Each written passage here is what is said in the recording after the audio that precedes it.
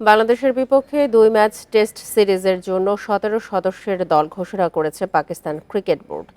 13 মাস পর দলে ফিরেছেন পেসার নাসিম শাহ।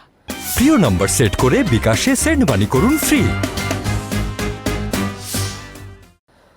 শান মাসুদকে অধিনায়ক ও দাউদ শাকিলকে সহ অধিনায়ক করে দল ঘোষণা করেছে পিসিবি।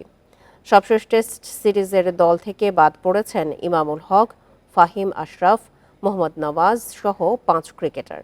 এদিকে ঘরোয়া ক্রিকেটে ধারাবাহিক পারফর্ম করায় সুযোগ পেয়েছেন কামরান গুলাম, মোহাম্মদ আলী ও মোহাম্মদ হুরাইরা।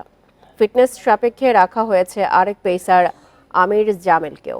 রাওয়ালপিন্ডিতে টেস্ট সিরিজের অনুশীলন করবে পাকিস্তান দল। সেখানে 21শে আগস্ট শুরু প্রথম টেস্ট। করাচিতে দ্বিতীয় টেস্ট শুরু 30শে আগস্ট। 17ই আগস্ট পাকিস্তানে যাবে টাইগাররা। এখন পর্যন্ত টেস্ট সিরিজের দল দেয়নি বিসিবি।